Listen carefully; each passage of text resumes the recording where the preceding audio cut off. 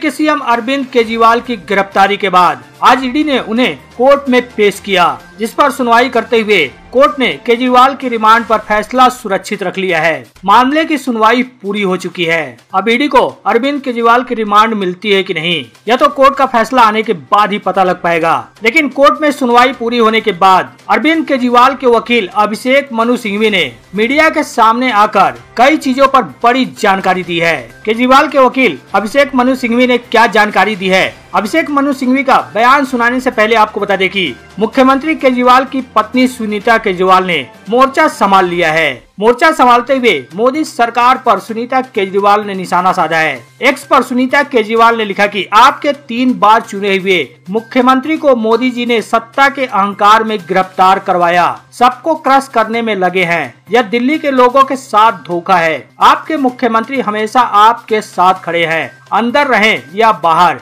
उनका जीवन देश को समर्पित है। जनता जनार्दन है, सब जानती है। इसके साथ ही आपको बता दें कि दिल्ली के मुख्यमंत्री अरविंद केजरीवाल को मुख्यमंत्री पद से हटाए जाने के लिए भी हाई कोर्ट में याचिका दाखिल की गई है। PIL दाखिल कर केजरीवाल को दिल्ली के सीएम पद से हटाने की हाई कोर्ट से मांग की गई है। अरविंद केजरीवाल के मामले में सुनवाई के बाद अभिषेक मनु सिंघवी सहित इंडिया गठबंधन के कई नेता इस मामले को लेकर चुनाव आयोग के पास भी पहुंचे, जिसमें अभिषेक मनु सिंघवी ने बताया कि हमने चुनाव आयोग के साथ दिल्ली सीएम की गिरफ्तारी की विस्तार से चर्चा की है। अभिषेक मनु सिंघवी का कहना है कि हमने चुनाव आयोग के सामने इस बात को रखा है कि अब किसी व्यक्ति या किसी पार्टी के बारे में नहीं है, बल्कि यह संविधान की मूल संरचना से संबंधित है। अरविंद केजरीवाल के वकील अभिषेक मनु सिंघवी का कहना है कि जब चुनाव के लिए लेवल प्लेइंग फील्ड की जरूरत होती है, तब आप एजेंसियों का दुरुपयोग करते हैं, तो इसका असर स्वतंत्र और निष्पक्ष चुनाव और अंततः लोकतंत्र पर पड़ता है। उनका कहना है कि इस मामले में हमने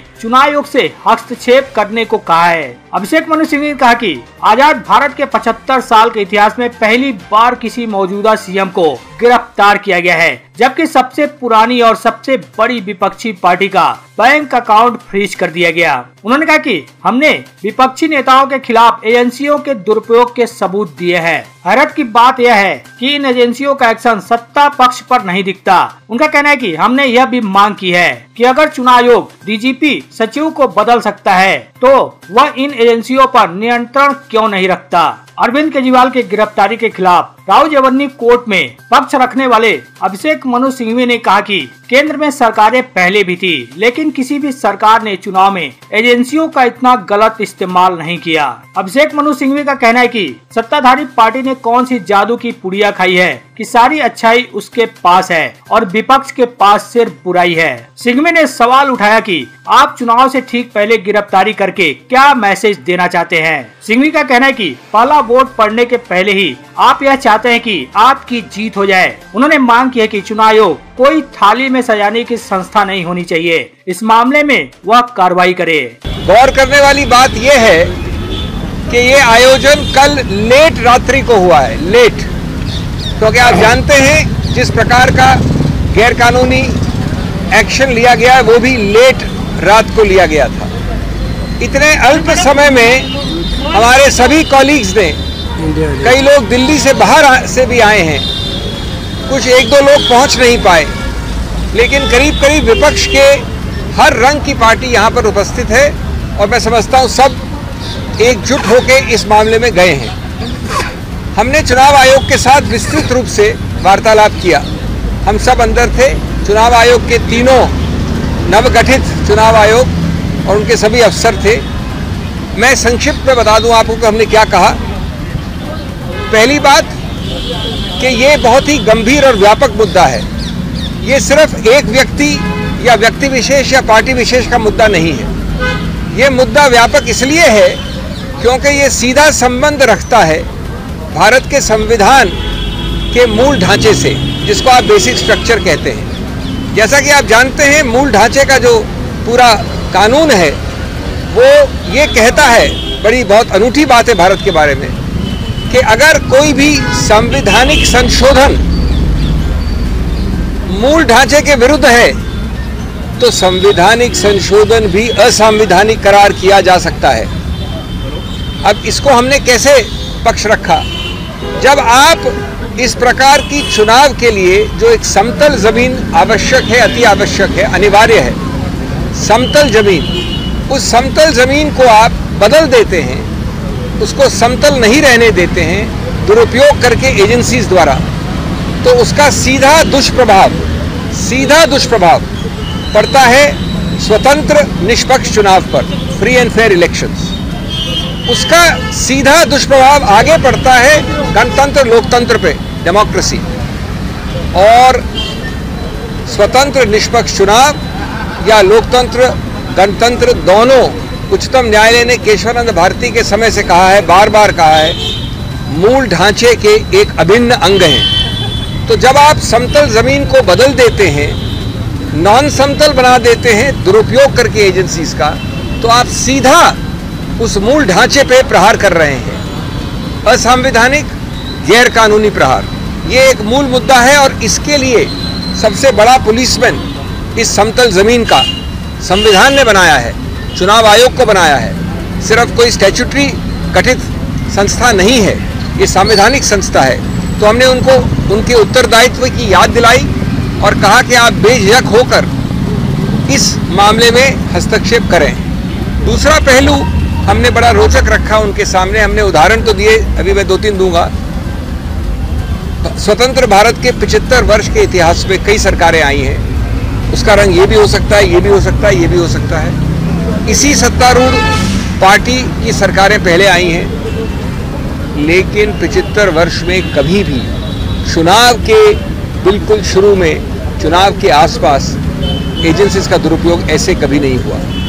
75 वर्ष में पहली बार एक पदासीन मुख्यमंत्री को कल रात को गिरफ्तार किया गया है, पहली बार।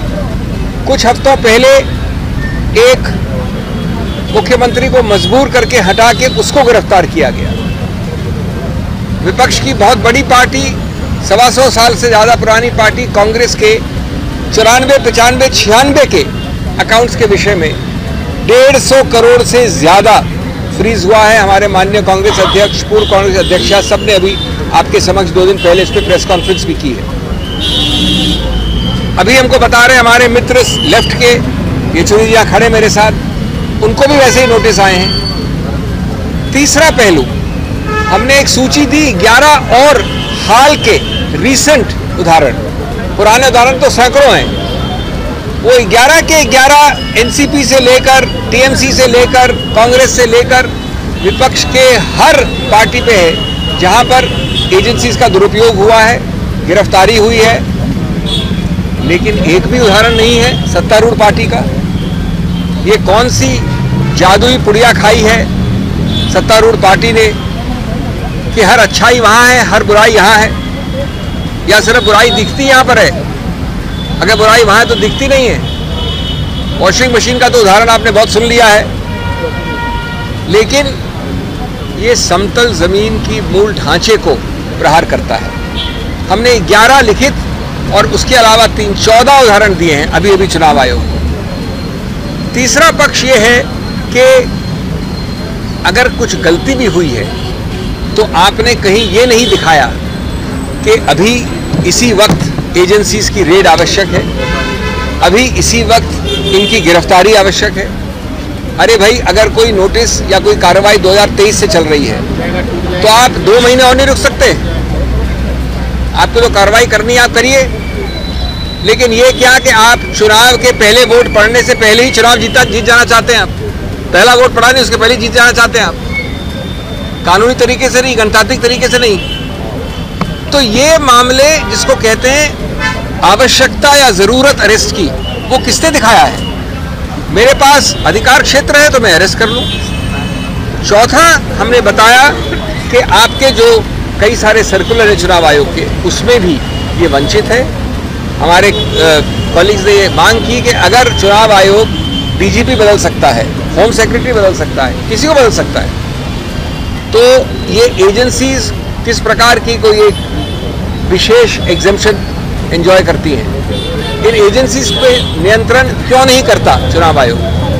इन एजेंसीज के नियुक्तियां कम से कम इन 4 महीने के लिए क्यों नहीं होती चुनाव आयोग द्वारा? ये भी पुलिस एजेंसी है एक प्रकार से। ये भी सत्तारूढ़ पार्टी के उपयोग और दुरुपयोग के लिए हैं। तो इसलिए ये मुद्दे बहुत ही मूल मुद्दे हैं और हम ये कहेंगे कि हर प्रकार का अनड्यू इन्फ्लुएंस का आपका कानून है, सर्कुलर है, आप उसको सिर्फ शब्द नहीं रखिए, आप उसका इस्तेमाल करिए। नहीं तो ये चुनाव आयोग एक सिर्फ एक सजाने के लिए कोई संस्था नहीं होनी चाहिए। ये हमारा पुलिसमैन है गणतंत्र के लिए। बता दें, ईडी ने दिल्ली शराब घोटाले से जुड़े मनी लॉन्ड्रिंग केस में गिरफ्तार दिल्ली के सीएम अरविंद केजरीवाल को आज दोपहर राउज एवेन्यू कोर्ट में स्पेशल सीबीआई जज कावेरी बावेजा की अदालत में पेश किया। कोर्ट ने इस मामले में ईडी की रिमांड याचिका पर सुनवाई की। ईडी ने केजरीवाल से पूछताछ के लिए कोर्ट में सबूतों का पुलिंदा भी पेश कर 10 दिन की रिमांड मांगी थी। इससे पहले केजरीवाल ने ईडी द्वारा गिरफ्तारी को चुनौती देने वाली अपनी याचिका सुप्रीम कोर्ट से वापस ले ली थी।